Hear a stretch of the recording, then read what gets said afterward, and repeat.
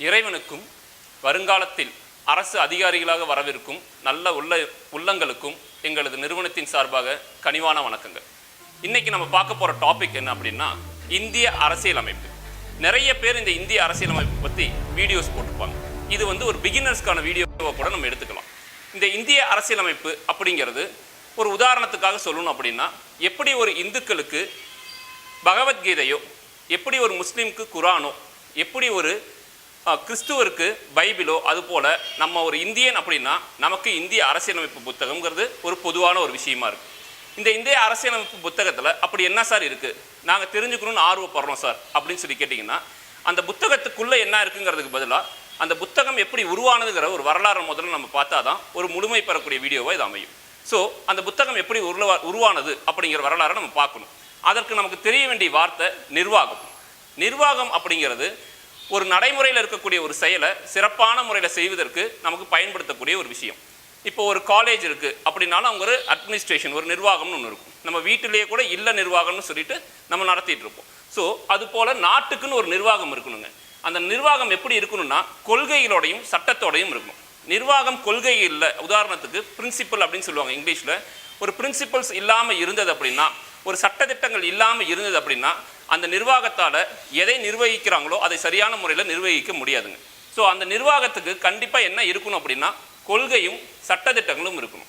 இந்த சட்டத்திட்டங்கள் எப்படி இருக்கணும்னாங்க, கடுமையானதாகவும் இருக்கக்கூடாது, ரொம்ப எளிமையானதாகவும் இருக்கக்கூடாது, நெகிழும் தன்மையோடையும் நெகிழா தன்மையோடையும் இருக்கிற மாதிரி நம்ம பார்த்துக்கணுங்க.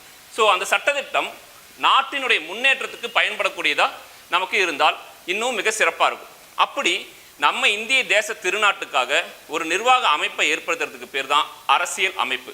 இந்த அரசியல் அமைப்பு என்ன சொல்லுதுன்னா, யார் யார் எப்படி இருக்கணும், உதாரணத்துக்கு யாருக்கு என்ன பவர், என்ன அதிகாரங்கள், அந்த அதிகாரங்கள் ஒரே இடத்துல குவிந்து கிடைக்கிறதா அல்லது அதிகாரங்கள் பகிர்ந்தளிக்கப்படுகிறதா அப்படிங்கிறதெல்லாம் நம்ம பார்க்க போகிற விஷயங்கள். புரியுதுங்களா? ஸோ இதில் நாட்டின் முன்னேற்றங்கிறது, உதாரணத்துக்கு பாருங்கள், நாட்டு நிர்வாகம். நாட்டு நிர்வாகங்கிறது பல துறைகள் மற்றும் மாநில அரசாங்கங்களிடம் பகிர்ந்து அளிக்கப்பட வேண்டும். இப்போ நம்ம மாநிலத்துக்கும் சில அதிகாரங்கள் இருக்குது, மத்திய அரசாங்கத்துக்கும் சில அதிகாரங்கள் இருக்குது. ஸோ எல்லாமே மாநில அரசுலேயோ அல்லது எல்லா அதிகாரங்களும் மத்திய அரசுலேயோ இருந்தால் இது சரியானபடி வராது. உதாரணத்துக்கு நம்ம ஜல்லிக்கட்டு இஷ்யூ எடுத்துக்கலாம், நீட் எக்ஸாம் இஷ்யூ எடுத்துக்கலாம். இதிலலாம் பார்த்தீங்கன்னா பொதுப்பட்டியல், மாநில பட்டியல், மத்திய பட்டியல்னால் நிறைய பட்டியல் இருக்குது. இப்போ மத்திய அரசாங்கத்துக்கும் சில உரிமைகள் இருக்கின்றன, மாநில அரசாங்கத்துக்கும் சில உரிமைகள் இருக்கின்றன. எப்படி உரிமைகள் இருக்கின்றதோ அதுபோல் அதிகாரங்களும் இருக்கின்றன. இந்த அதிகாரங்களை பகிர்ந்து அளிக்கணும்.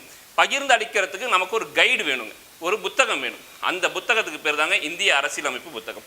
இப்போ எங்கள் வீட்டில் அல்லது எங்களுடைய சாலையில் ஒரு பிரச்சனை நடக்குது அப்படின்னா அதை நான் கம்ப்ளைண்ட் பண்ணுறது எடுத்தவொன்னு குடியரசுத் தலைவர்கிட்ட போய் கம்ப்ளைண்ட் பண்ண முடியாதுங்க. பக்கத்தில் இருக்கக்கூடிய லோக்கல் போலீஸ் ஸ்டேஷனில் தான் கம்ப்ளைண்ட் பண்ணணும். இந்த வழிமுறையெல்லாம் எதில் சொல்லியிருக்கு அப்படின்னு பார்த்தீங்கன்னா இந்திய அரசியலமைப்பில் சொல்லியிருக்குங்க. அதே போல் முதல்ல இந்திய அரசியலமைப்புங்கிற கொள்கை யூஎஸ்ஏல தாங்க தோன்றுச்சு. நான் என் நாட்டை சிறந்த முறையில் நிர்வகிக்கணும் அப்படின்னா எனக்கு என்ன வேணும் அப்படின்னு சொல்லி கேட்டிங்கன்னா, ஒரு சிறந்த ஒரு புத்தகம் வேணும், சிறந்த ஒரு வழிகாட்டி வேணும்.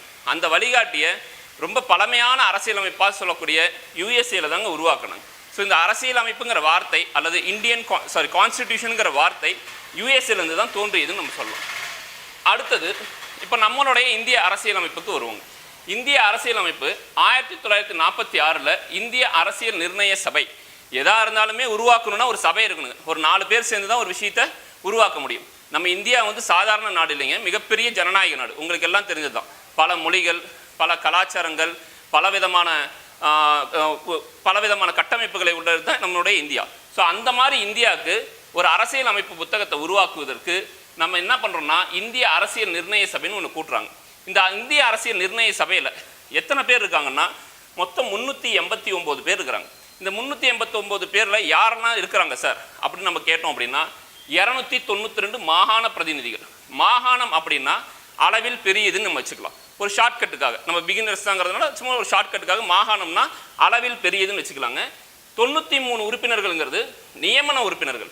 இந்த மாகாணங்களால் நியமிக்கப்பட்ட உறுப்பினர்கள் 93 பேருங்க. மேலும் ஒரு உறுப்பினர் பலுச்சிஸ்தான் நாட்டு சார்பில் இருக்கிறாங்க. மீதி 3 உறுப்பினர்கள் பார்த்திங்கன்னா மாகாணத்தினுடைய முதன்மை ஆணையர்கள். ஆணையர்கள் அப்படின்னா கமிஷனர்ஸ் அப்படின்னு சொல்லி நம்ம சொல்லாங்க.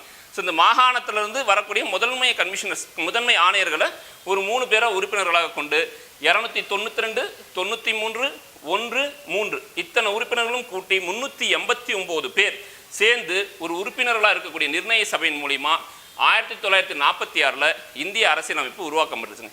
இதுக்கு ஒரு ஷார்ட்கட் சொல்லுங்க சார் அப்படின்னு சொல்லி கேட்டிங்கன்னா 2 3 1 இப்படி ஞாபகம் வச்சுக்கலாம். ஸோ 292 நம்ம என்ன எடுத்துக்கிறோங்க, 2 3 1 திரும்ப நம்ம 3க்கே வந்துடும். ஸோ கூட்டும் போது நம்ம எளிமையாக கூட்டிடுவோம். 389 உறுப்பினர்கள் 389 உறுப்பினர்கள் சேர்ந்து உருவாக்கப்பட்ட இந்த இந்திய அரசியலமைப்பு சாதாரணமாக இருக்கும், ஏகப்பட்ட விஷயங்களை கொண்டதாக தான் இருக்கும். அது என்னெல்லாம் சார் இருக்குது அப்படின்னு சொல்லி நம்ம பார்க்குறோம். இந்த 389 பேரும் சேர்ந்து உருவாக்குனது உடனே அப்ரூவல் கிடச்சிருச்சா, உடனே மக்கள் ஏற்றுக்கிட்டாங்களா? கிடையாது, அப்படிலாம் கிடையாது. இந்த 389 பேர் கொண்ட இந்த நிர்ணய அரசியல் சபை முதல் கூட்டத்தை எங்கே நடத்துகிறாங்கன்னா 1946 டிசம்பர் 9 நடத்துகிறாங்க. பாருங்கள், 1900 இது ரொம்ப ரொம்ப முக்கியமான கேள்வி. முதல் கூட்டம் நடைபெற்ற ஆண்டு தேதிகள் கேட்டாங்கன்னா 1946 டிசம்பர் 9. நமக்கு சுதந்திரம் எப்படிங்க கிடைச்சது சொல்லுங்க பார்க்கலாம். Very good, 1947. நம்ம என்ன பண்ணுறோம், முதல் கூட்டம் இந்தியாவுக்கான சுதந்திரம் கிடைச்சிருங்கிற நம்பிக்கையில் ஒரு கூட்டத்தை ஏற்படுத்தி ஒரு அமைப்பை ஒரு சபையை ஏற்படுத்தி அதனுடைய முதல் கூட்டத்தை 1946 டிசம்பர் 9 நம்ம கூட்டுறோங்க. இதனுடைய தலைவராக யார் இருந்தாருனாங்க, சச்சின் டெண்டுல்கர் கிடையாது, சச்சிதானந்த சின்ஹா.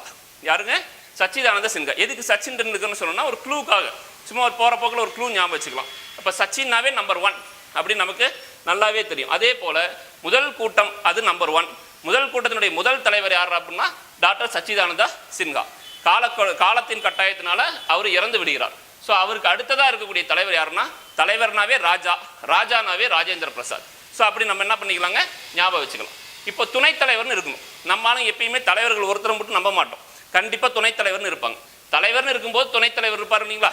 ஸோ துணைத் தலைவர் அப்படின்னா HC முகர்ஜி. யாருங்க, HC முகர்ஜி.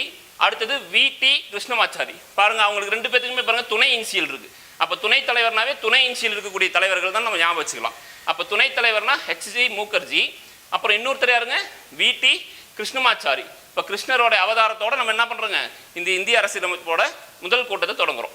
கூட்டத்தொடர் இது மாதிரி ஒரே ஒரு கூட்டத்தொடர் நடந்து இந்திய அரசியலமைப்பு புத்தகத்தை உருவாக்கிட்டாங்களா சார் அப்படின்னு கேட்டிங்கன்னா கிடையாதுங்க. 11 சிட்டிங், 11 அமர்வுகள் வந்து நமக்கு ஏற்படுது.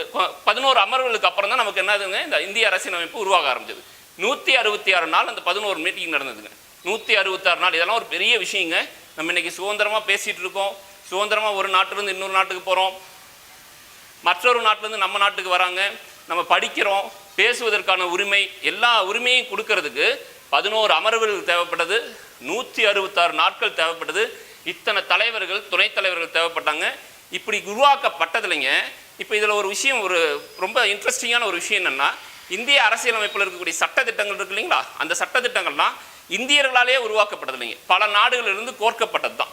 அப்படி கோர்க்கக்கூடிய சட்டத்தில் இப்போ உதாரணத்துக்கு யூஎஸ்ஏலேருந்து ஒரு சட்டத்தை நான் எடுத்துக்கிறேன்னா அது அப்படியே யூஎஸ்ஏல ஒரு 30 கோடி பேர் தாங்க இருப்பாங்க இன்னைக்கு கணக்கு பிரகாரம். ஆனால் இன்றைக்கி நம்ம இந்தியாவில் 137 கோடிக்கு மேலே போயிட்டாங்க. அப்போ அந்த காலகட்டத்திலையுமே நம்மளுடைய மக்கள் தொகை எண்ணிக்கை ஜாஸ்தியாக இருந்தது. அப்போது சட்டம் நல்லா இருக்குங்கிறதுக்காக அப்படியே எடுத்துக்காம அந்த சட்டத்தில் திருத்தங்கள்லாம் கொண்டு வராங்க. அது மாதிரி ஒரு முறை 2 முறை திருத்தலைங்க, 2473 முறை திருத்திருக்கிறாங்க.